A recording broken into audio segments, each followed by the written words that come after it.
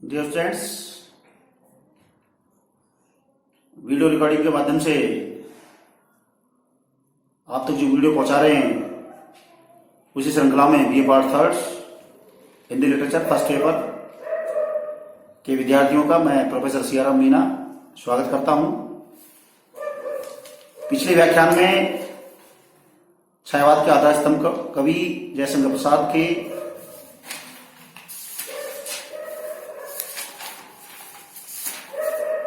बीती विभावरी जागरी, अरुणीय मधुमती समारा और आंसू नामक कविताओं का अनुशीलन कर चुके हैं।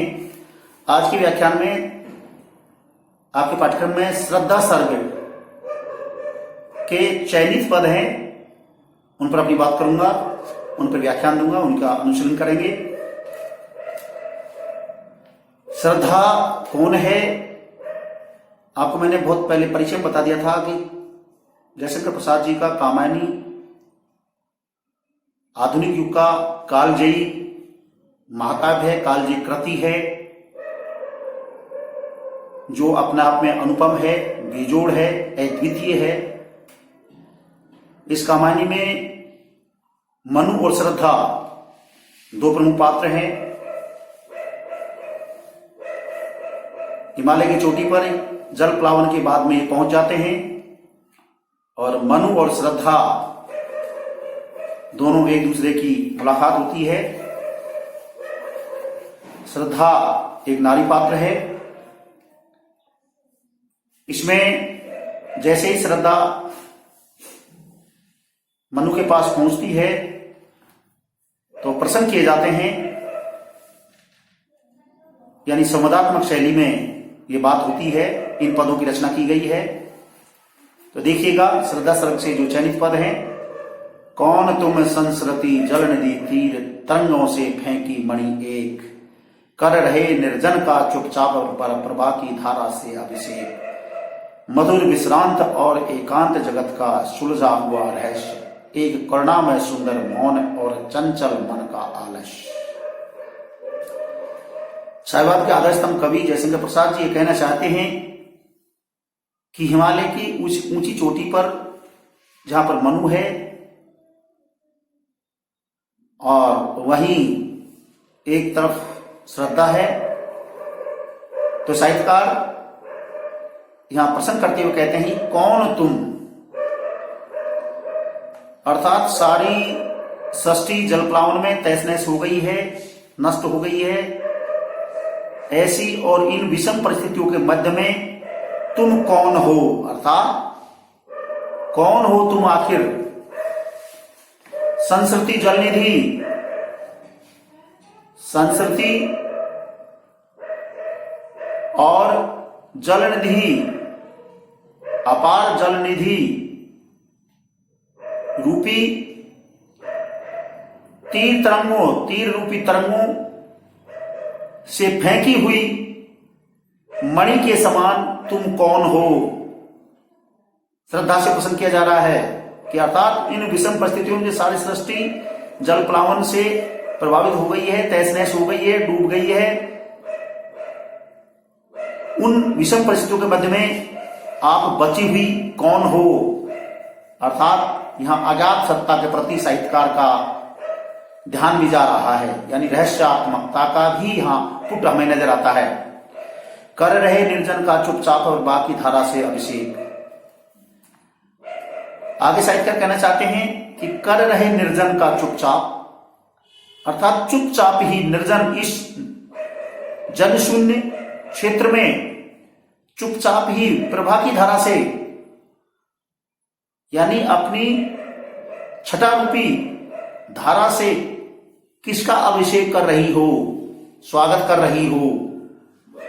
मधुर विश्रांत एकांत जगत का सुलझा हुआ रहस्य। मधुर विश्रांत अर्थात आगे साहित्यकार कहना चाहता है कि जहां बहुत ही मधुरता में शांति है, एकांत वातावरण है, एकांत जगत का सा, अर्थात शून्यमय जगत का सा, शांति में से भावों से युक्त जैसे जगत का सा सुलझा हुआ एक रहस्य नजर आता है। एक करुणा में सुंदर मौन, अर्थात एक तरफ करुणात्मक भावों से भरी हुई मौनता के साथ नजर आती हो, चंचल मन का आलस, या हमारे चंचल मन के अंदर भरा हुआ कोई आलस्य तो नहीं हो। यानी श्रद्धा के प्रति साहित्यकार के मन में जो भाव हैं उनको यहां प्रश्नात्मक शैली में, संवादात्मक शैली में अज्ञात सत्ता के प्रति हमारा ध्यान खींचने के लिए या रहस्यात्मकता के भावों को अभी प्रकटीकरण कराने की साहित्यकार ने कोशिश की है। सुना ये मनु ने मधु गुंजार, मधु करी कासा जब सानंद। आगे जयसिंह प्रसाद जी कहते हैं कि जैसे ही आपकी उपस्थिति का एहसास मनु को हुआ और मनु ने सुना, मनु ने ये मधु मधु मीठा मीठा मधु गुंजार अर्थात भौरों का सा गुंजार भरा जो आवाज सुनी, मधुकरी कासा जब आनंद, मधुकरी अर्थात भौरी के से आनंद पूर्वक, भौरी के समान आनंद प्रदान करने वाले, वातावरण को मधु में भरने वाले जब ये गान सुने, किए मुख नीचा कमल समान, प्रथम कवि का जो सुंदर छंद, और सुनकर के किए मुख नीचा कमल समान, कमल के समान जो उसका मुख था उसको उसने नीचे की तरफ कर लिया। प्रथम कवि का जो सुंदर छंद, जिस प्रकार से कवि का जो कविता का जो पहला छंद होता है उसी प्रकार से साहित्यकार ने इसको श्रद्धा को उपमा दी है। यानी ये कहना चाहते हैं कि जैसे ही श्रद्धा मनु के सामने उपस्थित हुई तो औरत का जो स्वभाव होता है शर्मिला की, वो अनजान आदमी के समक्ष सर्वप्रथम शर्मा जाती है और शर्मा करके सिर नीचा कर लेती है। इस बात को साहित्यकार ने कवि के प्रथम छंद की के समान अपनी बात रखते हुए स्पष्ट किया है। एक झटका सा लगा से हर्ष, निरखने लगे लूटे से कौन। अर्थात जैसे ही श्रद्धा मनु के समक्ष उपस्थित हुई तो ऐसा लगा झटका सा, एक झटके के समान महसूस हुआ। से हर्ष एक झटके के समान महसूस हुआ। निरखने लगे लूटे से कौन, अर्थात और ऐसा लगा कि लूटने वाले के समान या लूटे हुए के समान वो अपने आप को निरखने लगे और ये महसूस करने लगे कि कौन है गा रहा ये सुंदर संगीत, अर्थात ये मीठा मीठा प्यार भरा मधुर में गान कौन गा रहा है। कुतूहल रह न सका फिर मौन, इसलिए साहित्यकार ये कहना चाहते हैं जो कौतूहल था, जो हास्यात्मकता का वातावरण था, वो भी चुप नहीं रह सका, अर्थात वहां भी हास प्रयास का सा वातावरण, थोड़ा खुशनुमा वातावरण बना। और देखा यह वह सुंदर दृश्य नयन का इंद्रजाल अविराम।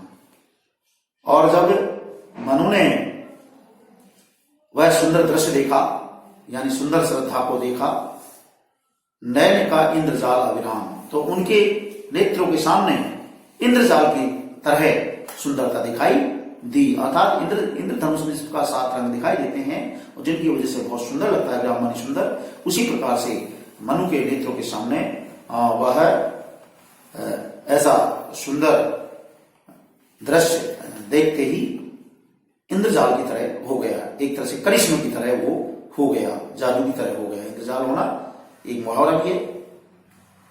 कुसुम वैभव में लता समान चंद्रिका से लिपटा हो घनश्याम।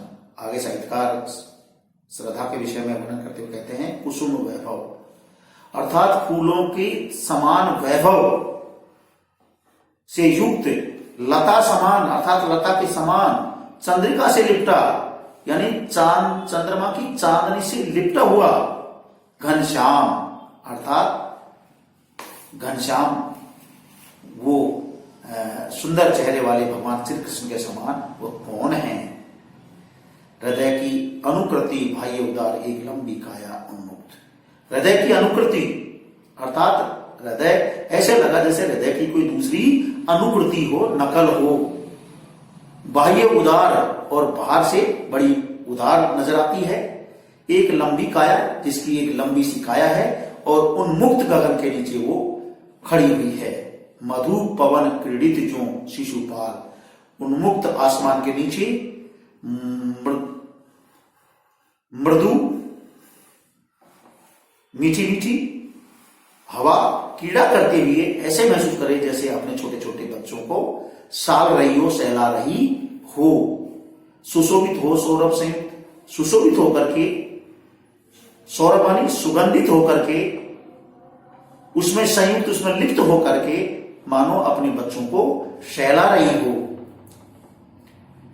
मृषण गांधार देश के नील रोम वाले मेषों से चर्म, मृषण मानी मरे हुए, अर्थात मृत प्राय गांधार देश के नील रोम वाले, गांधार प्रदेश के नीले बालों वाले भेड़ों के चर्म के समान, बेशमानी भेड़ के भेड़ों के समान ढक रहे थे उसका वपुकांत बन रहा कोमल वर्ण, अर्थात ऐसे बालों से उसका चेहरा, उसका शरीर, सुंदर शरीर ढका हुआ था। कोमल वर्ण अर्थात जो हमें कोमलता का एहसास करा रहे थे। नील परिधान बीच सुकुमार खुल रहा मृदुल खुला अधखुला अंग। आगे साहित्यकार कहना चाहते हैं कि श्रद्धा उस समय ऐसी लग रही थी कि नील परिधान अर्थात नीले वस्त्र धारण करके, नीले वस्त्रों के बीच में सुकुमार खुल रहा मृदुल अधखुला अंग, उसका खुला अधखुला शरीर नीले वस्त्रों में अति सुंदर लग रहा था। खिला हो जो बिजली का फूल मेघ मन बीच गुलाबी रंग। इतना ही नहीं, ऐसा लग रहा था जिस प्रकार से खिला हो जो बिजली का फूल मेघवन, भयंकर गर्जनाओं वाले बादलों के बीच से कोई बिजली चमकती हुई नजर आ रही हो। इस प्रकार से गुलाबी रंग में वह चेहरा दमकता हुआ हमें नजर आ रहा था। आहा वह मुख पश्चिम के व्योम बीच जब गिरते हों घनश्याम। आहा, साहित्यकार उद्बोधन करते हुए कहते हैं वह मुख अर्थात उनका मुख पश्चिम के व्योम के बीच जब गिरते हो घनश्याम, अर्थात पश्चिम की तरफ जाते हुए सूर्य जब बादलों के बीच में गिरते हैं, इस प्रकार की छवि जब बनती है, वही छवि यहां श्रद्धा की नजर आ रही है। अरुण रवि मंडल उनको भेद दिखाई देता हो छविधाम। अरुण रवि मंडल अर्थात सूर्य की जो लाल लाल जो किरणें हैं वो उनको भेद करके उस सुंदर छवि को दिखला रही हूं। या कि नव इंद्र नील लघु श्रृंग फोड़कर धधक रही हो कांत। या ऐसा लग रहा है कि जैसे नया नया कोई इंद्र नील लघु श्रृंग अर्थात इंद्र के समान नीलिमा से युक्त लघु श्रृंग अर्थात चोटी श्रृंगमान छोटी सी चोटी को फोड़ करके कोई अंगारा धधक रहा हो और अपनी सुंदरता बिखेर रहा हो।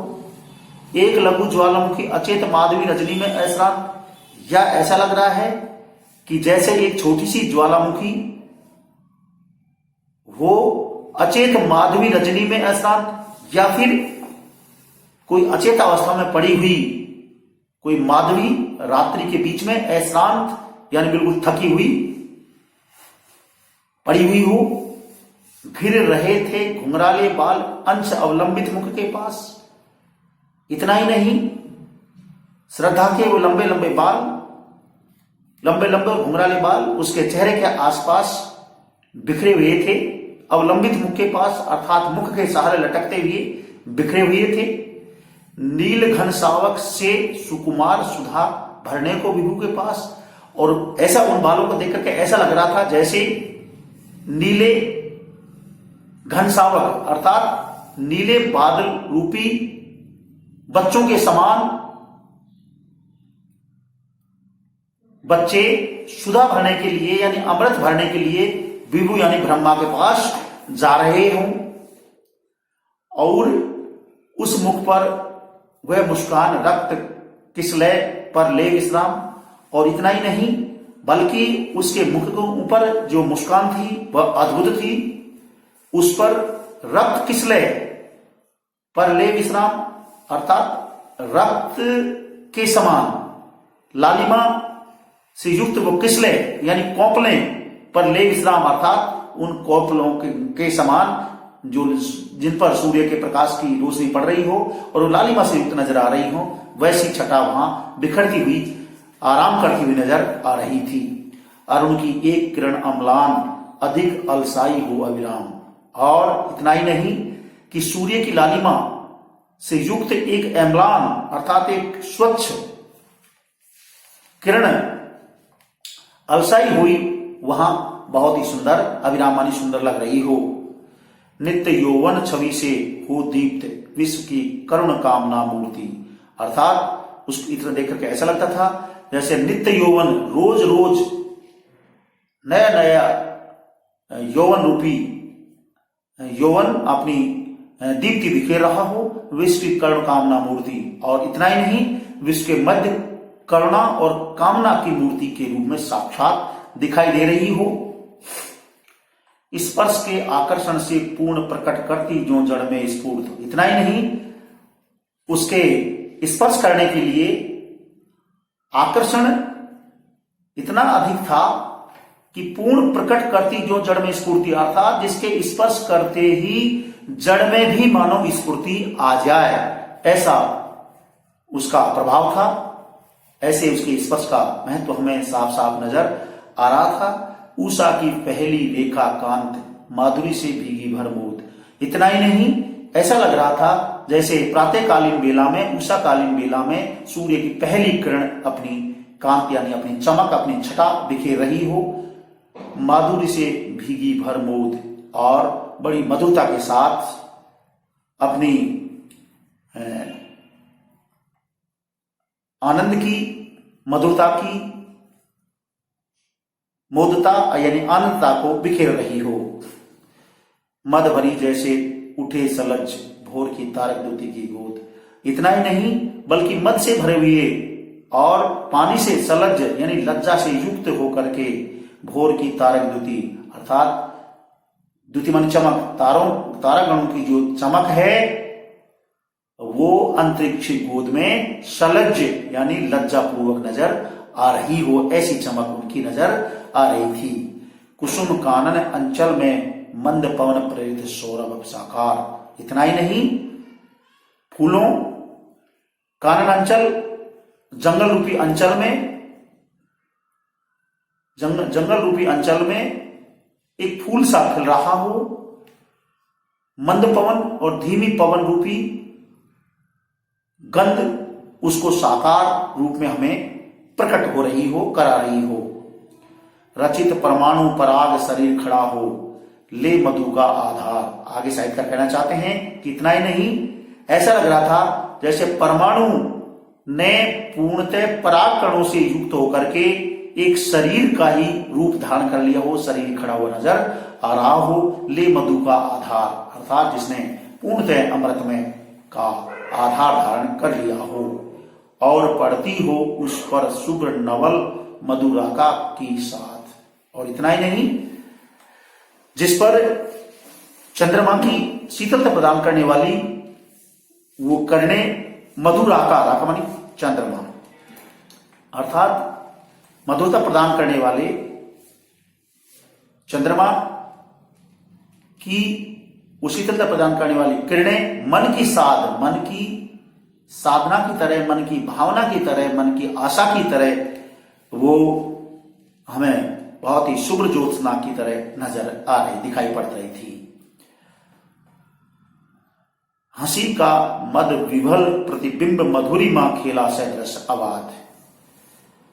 इतना ही नहीं ऐसा लग रहा था जैसे हमें हंसता हुआ सा मन को विभल कर आनंद प्रदान करने वाला प्रतिबिंब सा मधुरिमा से युक्त खेला सदृश आवाज अर्थात हमारे समक्ष अबाध गति से खेलता हुआ नजर आ रहा था। इस प्रकार से इन पदों में श्रद्धा के सौंदर्य का वर्णन साहित्यकार ने बहुत ही सूक्ष्मता के साथ किया है या किया जा रहा है। नेक्स्ट पद में देखिएगा, कहा मनु ने नव धरणी बीच बना जीवन रश्मि रूपाय। अर्थात श्रद्धा की इस प्रकार की सुंदरता, इस प्रकार के सौंदर्य को देखने के पश्चात मनु ने कहा कि नव धरणी बीच बना जीवन रश्मि रूपाय। नव धरणी अर्थात आकाश और पृथ्वी के बीच आज जो जीवन है वो रहस्यमय और निरूपाय नजर आ रहा है।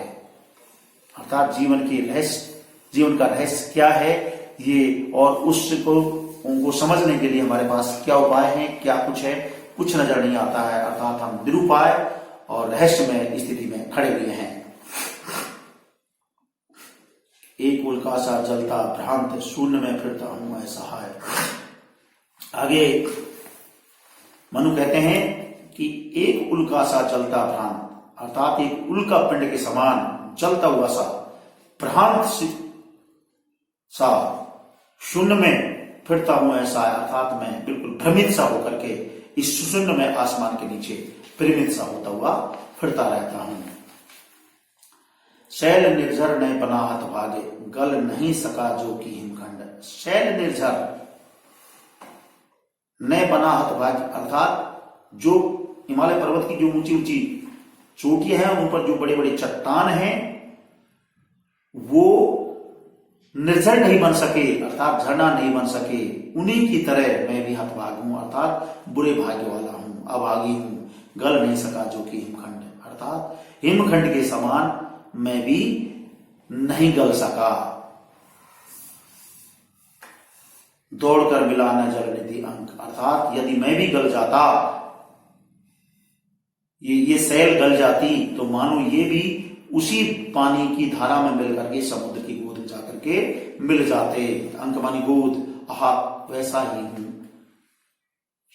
पाषाण, अर्थात उसी तरह से मैं इन हिमालय पर्वत की चट्टानों की तरह पाषाण की तरह, पाषाण मानी पाषाण की तरह, पत्थर की तरह, चट्टान की तरह मैं अपने आप को पाता हूं। पहली सा जीवन है व्यस्त, यहां साहित्यकार ने कहा है कि मेरा जो जीवन है वो पहली के समान उलझा हुआ नजर आता है, व्यस्त नजर आता है। उसे सुलझाने का अभिमान, उसे अपने मन में बहुत बड़ा अभिमान रखता हूं कि जीवन का रहस्य को समझूं, लेकिन मेरे लिए समझना बड़ा टेढ़ा काम है। बताता है विस्मृत, अर्थात बार बार मेरे मन में पुराने बीते हुए समय की बहुत सारी बातें मुझे याद आती रहती हैं और मुझे उनसे आगे के रास्ते के विषय में जानकारी हासिल होती रहती है, या अनजान बनकर अनजान मानो मुझे आगे के रास्ते के विषय में जानकारी देते रहते हैं। भूलता ही जाता दिन रात सजल अभिलाषा कलित अतीत, अर्थात आगे मनु कहते हैं कि मैं दिन रात अपने पूर्व का जो समय है उसको दिन रात अपनी आंखों में आंसू रखते हुए, विभिन्न प्रकार की इच्छाएं रखते हुए, कलित यानी सुंदर सपनों को निहारते हुए, देखते हुए, अपने स्वर्णिम भूतकाल के सपनों की तरफ देखते हुए मैं अपनी जिंदगी को भूलने की कोशिश करता हूं, पिछली जिंदगी को भूलने की कोशिश करता हूं, आगे की सोचता हूं। अर्थात मनु सोचते हैं कि जल प्लावन से पहले हम किस प्रकार से आनंद में जीवन यापन कर रहे थे, कैसा है खिलखिलाता संसार था, बढ़ रहा तिमिर गर्भ में नित्य दिन। अर्थात आगे इतना ही नहीं, मनु कहते हैं कि मुझे तो दिन रात इस सृष्टि के गर्भ में अंधकार के गर्भ में मुझे तो जाता हुआ नजर आता है। नित्य दीन जीवन का यह संगीत, अर्थात संगीत मुझे तो ये मानव जीवन की जो जिंदगी है वो दीनता से भरी हुई नजर आती है, दीनता से भरे हुए जीवन की जिंदगी के गीत की तरह नजर आती है। क्या कहूं क्या मैं हूं उद्भ्रांत, अर्थात आगे मनु जी कहते हैं कि मैं अपनी वर्तमान जिंदगी के विषय में क्या कहूं क्या नहीं कहूं, कुछ कहना नहीं आ रहा है। या क्या मैं अपने भाव प्रकट करूं? मैं बड़ी भ्रांत में स्थिति में जी रहा हूं। विवर में नील गगन के आज, अर्थात नीले आसमान के नीचे, विवर अंधकार में, झोंके में, अंधड़ में, या उन झंझावतों के बीच में मैं बड़ा उलझन के साथ खड़ा हुआ हूं, डटा हुआ हूं। वायु की भटकी एक तरंग, इतना ही नहीं, आगे साहित्यकार आगे मनु के भावों को अभिव्यक्ति प्रदान करते हुए कहते हैं कि मुझे ऐसा लगता है जैसे मैं कोई वायु की भटकी हुई एक लहर के समान अपने आप को महसूस करता हूं। शून्यता का उजड़ा सा राज, अर्थात शून्यता का जैसे उजड़े हुए राज के बाद जब शून्यता छा जाती है, उसी तरह से मैं अपने आप को महसूस कर रहा हूं। यहां उपमा अलंकार का सहारा लिया गया है। एक विस्मृति का स्फूर्त अचेत, आगे साहित्यकार कहते हैं कि मेरे मन में एकमात्र कोई विस्मृति रह गई है, याद रह गई है, और उसी के स्फूर्त की तरह, जैसे स्फूर्त पड़ा रह जाता है, उसी तरह से मैं अचेत अवस्था में अपने आप को महसूस करता हूं। शून्यता का उजड़ा सा राज, ज्योति का धुंधला सा प्रतिबिंब, अर्थात इतना ही नहीं, आगे ऐसा लगता है जैसे कोई ज्योति के बीच में धुंधला सा प्रतिबिंब दिखाई देने वाले के समान मैं अपने आप को पाता हूं, देखता हूं। और जड़ता की जीवन राशि, सफलता का संकलित विप्लव, और इतना ही नहीं कि मुझे ऐसा लगता है जीवन रूपी राशि के मध्य कोई जड़ता आ गई हो, सफलता का संकलित विलंब, और मुझे ऐसा लगता है कि जैसे सफलता का संकलित होना मेरे लिए विलंब भरा हुआ नजर आता है। इस प्रकार से साहित्यकार ने इस पद में मनु के जीवन में आई हुई शून्यता का साहित्यकार ने वर्णन किया है। आज के व्याख्यान में इतना ही। आपसे हमें उम्मीद है कि हमारे द्वारा जो वीडियो रिकॉर्डिंग के माध्यम से जो व्याख्यान डाले जा रहे हैं, उन्हें आप ध्यान से पढ़ रहे होंगे, सुन रहे होंगे, अनुशीलन कर रहे होंगे, क्योंकि इस कोरोना काल में यही एकमात्र आपके पाठ्यक्रम को पूरा कराने का एक सहारा है, एक टेक्निक है जिस पर आप खरे उतरेंगे। मैं आपसे इसी प्रकार की उम्मीद करता हूं। आप सभी को बहुत बहुत धन्यवाद।